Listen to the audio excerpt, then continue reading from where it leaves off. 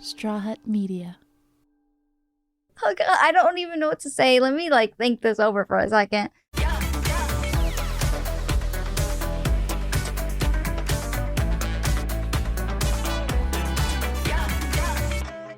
Hey guys, it's Jordyn Jones and Sleepy Matcha over here, back at it again with a new episode. In today's episode, we'll be talking about breaking up with your boyfriend, focusing on yourself, and how to handle a heartbreak. So let's just get on with today's episode. First question of today's episode is, what's been your most memorable thing that's happened in 2023? What was the most memorable thing? Because it's 2024 now. And the first thing I did think of was buying my mom a truck. I got her a Raptor. My boyfriend has one, and some of my friends in LA have them, and it's just the coolest thing. So I fell in love with them. And I had gotten my mom a Range Rover, and I leased it for 3 years, Mother's Day in COVID. So her lease was up, and I just wanted to go ahead and buy her a truck that she's going to love to have in Michigan, and the snow and the rain and all the seasons. It's perfect. She loves it. That was pretty memorable. I would say another thing I can think of is honestly my birthday, my trip I went on. I turned 23 and I had a cool dinner at my boyfriend's house with all my friends and family, and then he and I went on a trip for the week up to Northern California, road trip, and stayed at the coolest places. We just did so many things. Also, my cat is here, but she's sleeping. She is so cute. Did you guys see that? I think the year before I hated my birthday. So those two things were definitely memorable for me.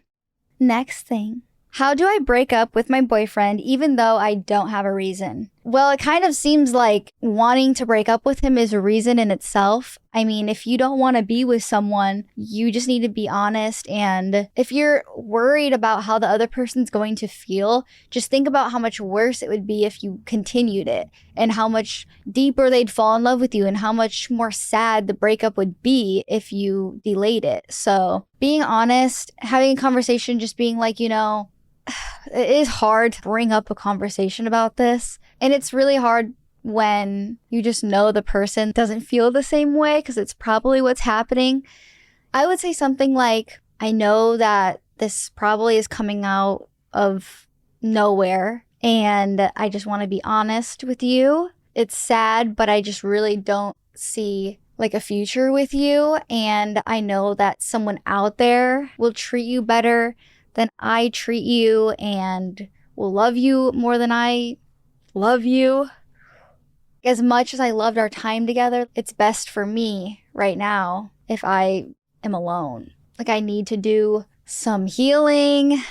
I need to find myself. I want to stay friends with you if you can allow me that. I'm sorry for hurting you and letting this continue, but I think it's for the best.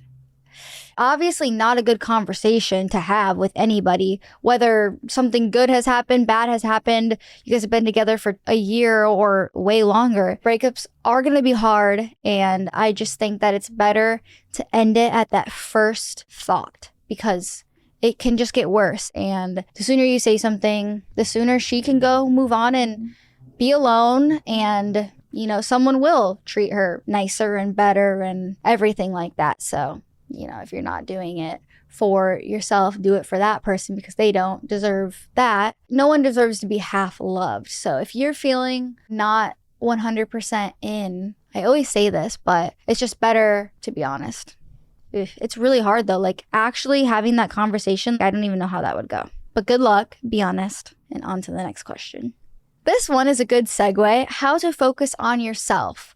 I feel my whole life I've been catering to other people, and I'm a Pisces. I'm a fixer. I'm a family girl. I'm a gift giver. I'm a yes man. There's been so many times where I feel I've done something for someone knowing I'll never get anything in return. And that's not why I do anything. I was thinking about this the other day. Let's say my friend's dad passed away, and I sent her flowers for, her dad's death anniversary. I know no one will ever do something like that for me. I feel I've decided now to do those things for myself that I would be doing for other people. Even if I do those things or I don't do those things for other people, I want to reward like myself and make myself feel good and not rely on other people to do those things for me or make me happy and like feel all these emotions. That's something I wanted to like do this year more so. Whatever I want to be doing for someone else. I love ordering people food when they're sad and sending things to the house, buying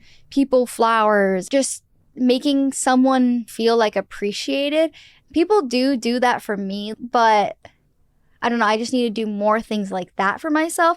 And that's me focusing on myself and not so much worrying about everyone else's ups and downs. What about me and my ups and downs? Who's gonna pick me up? I have to like be there for myself, and that's something I'm focusing on this year. Other ways obviously are just spending more time with yourself and journaling, making sure that you're being authentic on social media, because it's hard to focus on yourself, be true to yourself when you're not doing that to other people and on social media and your friends. So just staying true to yourself is a way of focusing on yourself. And then last little tag I'll mention is making time for self-care, and everything kind of goes along with journaling. But if I'm tired, I'll just go to bed and then I'm not focusing on my self-care, cleaning my apartment and putting my clothes away and just making sure that everything around me is in line, because then I am good. If everything is a mess, and if your car is a mess and your apartment is a mess and you haven't done laundry, that show how you are on the inside, basically. So this year, clean up and get your priorities straight and focus on your self-care, and all of that will in turn be focusing on yourself. So that was a lot, but I hope it helps.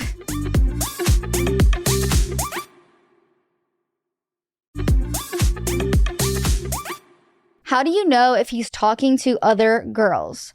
I've seen so many TikToks about this like recently. I don't know if you guys know the girl who used to do like all the relationship advice. She dated her boyfriend for like 8 years and she just broke up, and it was like a big thing, and she made a couple of videos about it, and I always watched her advice videos, and she would basically like talk about this and other things. She made a video about this kind of, and she was saying checking their phone. Obviously, if a guy doesn't give you his phone, is weird when you even touch it, or is always face down, and you wanted to look at something on his phone and he's like over your shoulder and being weird about it, that's a really good sign that there's like something on it that he doesn't want you to see. I mean, I get it. Like, I don't really want people touching my phone, but if my boyfriend's like, let me look at this email that you got from, say, Le Labo, because I got him a Christmas present, I would just be like, oh, like, here.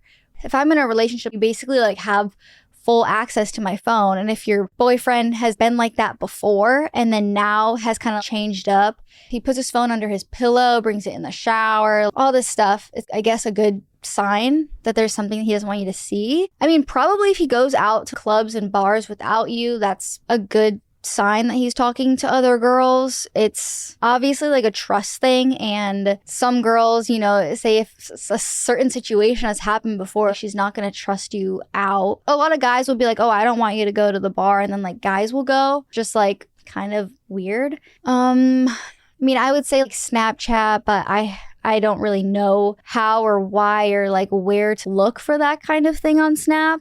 Instagram DMs, if he's weird with that, or I don't even really know. My friend's friend just got a DM from a girl being like, hey girly, like I just saw your boyfriend at this bar and I recognized him and I took this picture of him making out with this other girl. I'm just thinking of like how she got that DM about it, but that's technically not him talking to other girls. It's literally like him kissing other girls, and she wouldn't have ever found that out, which is crazy. I don't know. I feel like the main thing is just like how he deals with his phone, different email accounts and Reddit. I guess you're supposed to check that. I don't have Twitter. I don't really think people really talk to other people on Twitter like that, but probably just Instagram if they're liking some girl's, you know, Instagram pictures and he doesn't really know her. Obviously, they had to talk at some point and they both follow each other, and then it kind of just makes you connect some dots. I don't know. I hope I never have to like deal with this in my relationship. Oh, were you too hot over there? Yeah, you were too hot.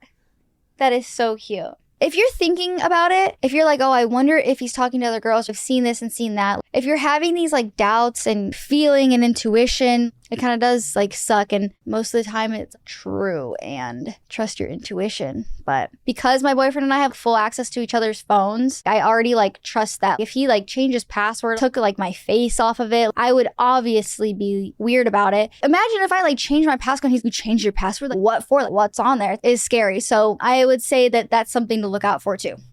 Next question, what do you use to help period pains? My main holy grail product is from Sage. It's SAJE. I think it's called Sage Wellness. It is a period oil, period essential oil. You rub it on your lower abdomen, your ovaries, stomach area. You can do your whole stomach if you are like really in pain, but that stuff works wonders. Other than that, like Midol if I'm really bad. But seriously, that essential oil, it works. And sure, maybe it's a placebo, but I'll be up at 2 a.m. with like really bad period cramps and I can't even fall asleep. I'm in a fetal position. I put that stuff on and I can fall asleep. I don't have pains. I keep that in my apartment and in my car. And I love that stuff. So definitely check out Sage Wellness. They have Peppermint Halo for when you have headaches. They have Gutsy for when you have a stomach ache. They have Fortify to put on your chest when you have a cough. I really, really love their products and actually think that they do something for me. I really try not to take medication and pills and just different things like that. So essential oils is the way to go. Don't knock it till you try it. You little haters of, essential oils and stuff. Last question for this episode is how to handle a heartbreak. Oh my gosh, I would say the first 3 to 5 days, stay in bed, stay home, cry, eat ice cream, order your favorite foods, really just sulk and don't text him and don't call him and just feel all those feelings. Let yourself be sad. Don't go out that first night and go crazy and drink your feelings away or get so high. Just be alone with some food. Let your friends come over, whatever. But aside from like that first week, you really will be able to pick yourself back up. It's hard to do. It kind of just like comes naturally to us, I feel like, because girls feel feelings so early on and guys are kind of on that third week. Damn, I'm really missing her. And then by that third week, the girls are finally feeling like themselves again and they're so confident and understanding their worth. And then that's where guys are trying to come back. So I would say just let yourself feel those feelings. It's okay to be sad and be upset and write in your journal and all those texts that you want to send to him, put it in your notes and you'll be okay. If you really want to text him, go ahead, but always just wait till they reach out.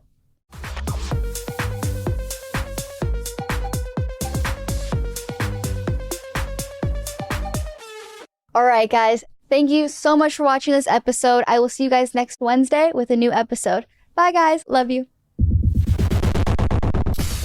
You've been listening to the Jordyn Jones Podcast. Jordyn's passion is to inspire, relate, and give you that much-needed 1-hour escape from life's everyday struggles. Your family, and we're so glad you're here. Make sure to like, rate, review, and subscribe. We'll be back soon. But in the meantime, find us on YouTube, TikTok, and Instagram at Jordyn Jones. Jordyn. This production is brought to you by Straw Hut Media, hosted by Jordyn Jones, produced by Ryan Tillotson, edited by Daniel Ferreira. Additional production help by Carolyn Mendoza, Ali Ahmed, and Samir Gonchi. Keep shining bright like the diamond you are, and see you next time on the Jordyn Jones Podcast.